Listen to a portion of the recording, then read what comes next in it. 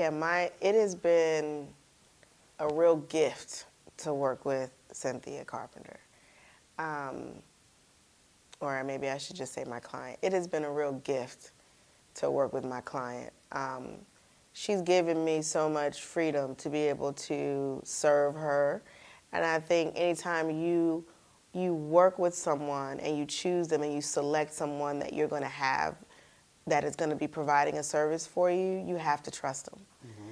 And she completely trusted me. And I think just maybe I built that trust just over the years of staying in contact with her. Maybe that helped. But she's been a delight, you know, all the way through. Even when there are challenges, it's not, oh, there's a big issue. It's like, wait a minute, what is the solution? How do we get to this? That's always what you're trying to do is you're always trying to get to the solutions because challenges are going to come.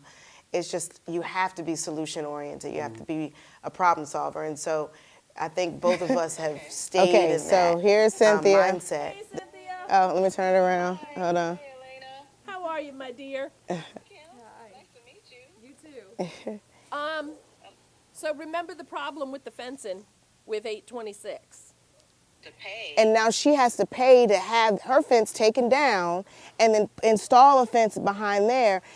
It is not something that we want to find out a week before closing. So if there's a way to say, hey, in this association, this community, you know, we come around and we do inspections every 6 months of your backyard to sort of make sure this doesn't happen. Because if I'm on the board on an association, and this would be a process that I would want to implement so that this is insane to get a week. I don't do surprises with closing. Right.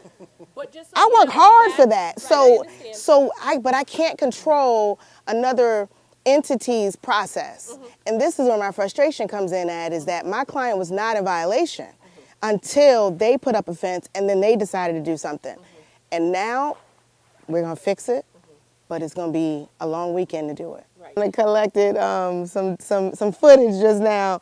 I don't know how we're gonna weave that in, but it's gonna be fun. Shit of a morning. Oh gosh! Oh, I'm so sorry. That's what I was like, please tell me. I know. I heard you. You didn't even say hello. I was like, uh-oh.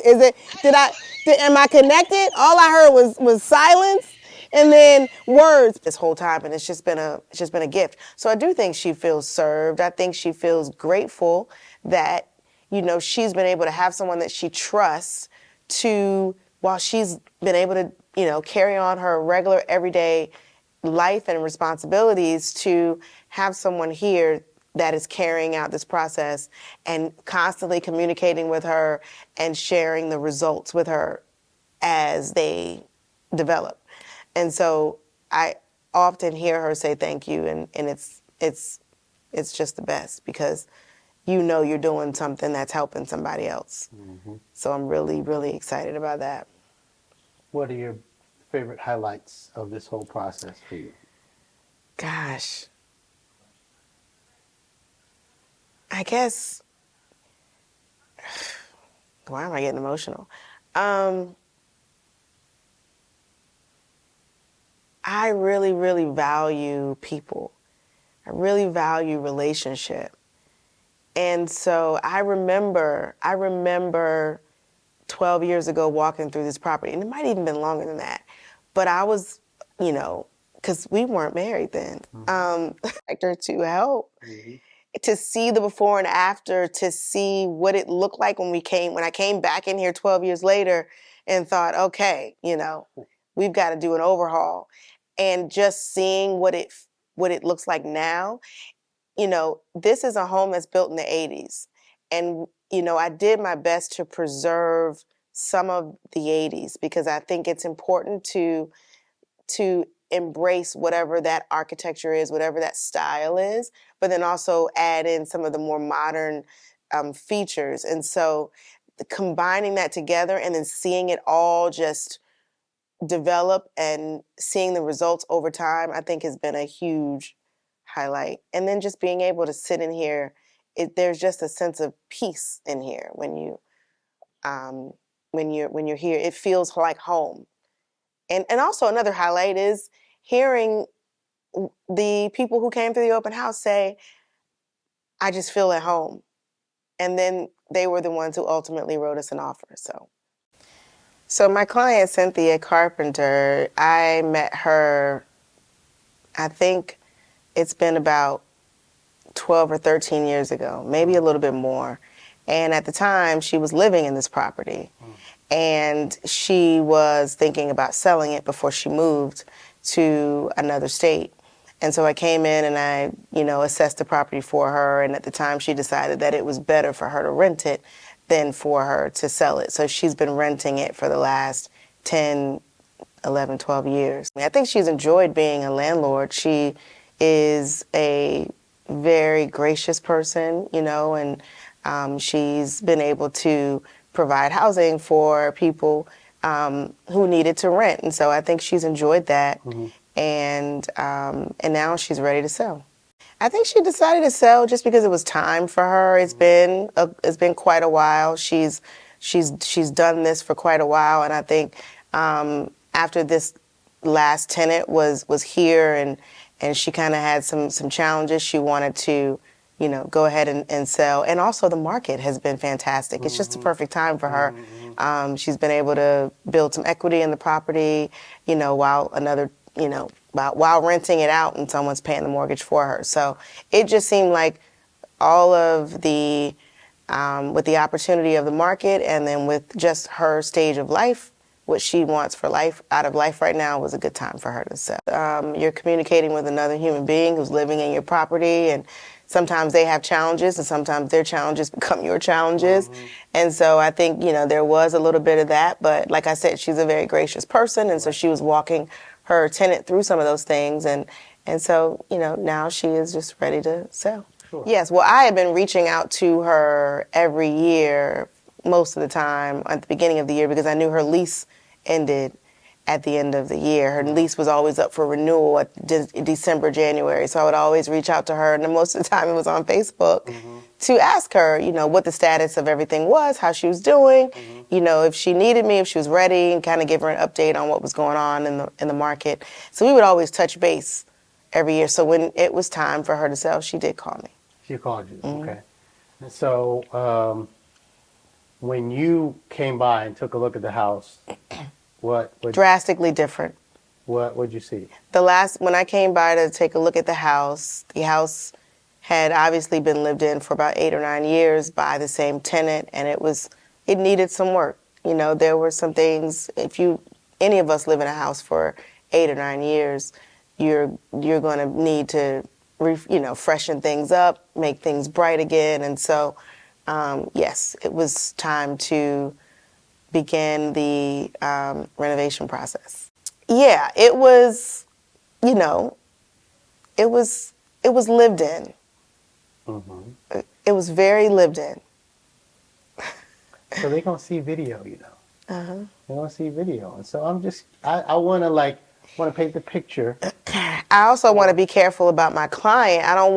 It wasn't in disrepair. The house was not in disrepair, but the house was lived in by a tenant. Right.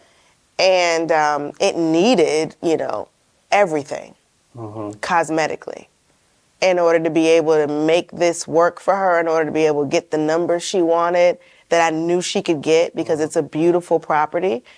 We needed to just make a lot of changes to bring it up to date and to make it marketable. Right. Yeah. It's not no shade on her. She's not a slumlord. She did a good job at managing the property and making whatever repairs are necessary. No shade at all. But when you got here, it was not in the circumstance where it could sell the way that it sold today. No. It could have sold it when I got here. It was not in shape to sell for top dollar. It was in shape to sell to an investor who could then come in and do what she decided she was going to do, and then he would get, or she would get, top dollar. Right. And so instead of doing that, we decided that, she wanted to take on that project. And so we helped her take on that project. Okay, good. So how did you help her in, because she's in Where's she at? So my client is in Tennessee, and the way I helped her take on this project of renovation, since she is not here to do it, is just simply coming and walking through and assessing what needed to be done. And then I had a contractor come through and also assess what needed to be done. And with our combined list, we were able to put together a proposal, send it to my client, let her know, hey, this is what's going to take to get this property prepared to put on the market and sell. Okay. Okay. So you walked through, you did a list, and then you brought Matt here. He did an estimate, sent Matt and sent the estimate to her. And what did you help her at all with that, or was she able to just deal directly with Matt? No, so when I am working with a client to help them decide what to fix when they receive their proposal from the contractor, I deliver that proposal to my client from the contractor. And so New Equity LLC is the contractor on this, and he did a fantastic job. Matt Davis is the owner of that company, and so he is.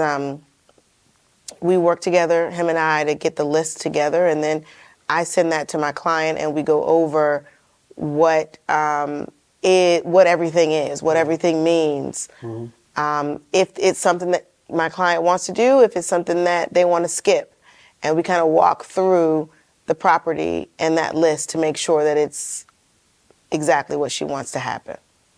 Okay, so how did you determine her needs, her style, how did you figure out how to serve her? Well, one of the things that I really appreciated about this client is she gave me the opportunity to direct her in ideas. And so, she has a good eye, and then I also have a very good eye. And so I was able to just make suggestions and say, hey, I think this should happen in the kitchen. I think this should happen with the floors.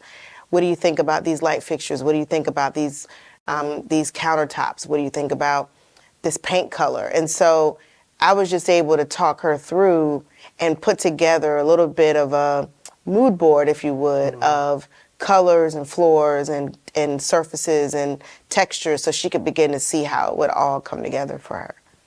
So where'd you get this superpower? It's great. I think personally, I think it's been developing just over the years. As a little girl, one of my favorite things to do was to visit open houses on Sunday. I was 10 and 11 years old, and I would beg my mom's friend at the time after church to take me to an open house before she would take us home. And so at the time, of course, I didn't realize that what I was attracted to, what I was excited about was, what I was going to see when I got there. The newness, the architecture, the textures, the colors, the furniture, how orderly everything was. And so, so just, I guess over the years, I've kind of been developing and honing my skills just in and just, reading books, reading design books, and, just kind of getting an idea of what looks good, and then also making some of those changes in my own home, in my own space. And so it's just something that I really enjoy doing. Who are you reading right now? Who am I reading right now? That's a loaded question. In terms of... Well, you said you read design books. Yeah. Oh gosh, what is her name? This lady right here, Erin Gates. It's right here, actually. I have two of her books. This is her second book, Elements of Style, and then her first book is This is her second book, Elements of Family Style. Her first book is Elements it's just Elements of Style. And both of them give you just a ton of ideas, and it's just really beautiful. The photographs, just to look through and see aesthetically, okay, what did they do? Did they add texture to the walls? Did they add shelving? Did they add lighting? How did they add that lighting? And so I love this. I also really like Homebody by Joanna Gaines. That's one of my favorites that I just flip through occasionally as well. Okay. All right. So, what were the steps to go through this whole process? Remodeling, staging, and selling the home for Cynthia. There are a lot of steps that are involved in getting this process started. So like I said, initially is putting the list together, is knowing what exactly you want to do. It's important to really have a really good team of people behind you that can sort of push the ball forward and get this project going. And so that is, my job is to select the team, and the team is going to get the project started based on the list that we agreed to and that we created. And so that's really the first step. And as that work is being done, I am checking on that work. I'm refining that work. I'm making sure that it's done correctly. I am making sure that it's done according to what we agreed to. And then once all the work has been done and everything has been cleaned, then we can begin, which is one of my favorite parts, is the staging. And we can bring in what we think is a good fit for the space. And so we've just been collecting some things. You know, we find things all the time, my husband and I, and we collect them and we assess what we have, and then we select some things to put into a space and we stage the property.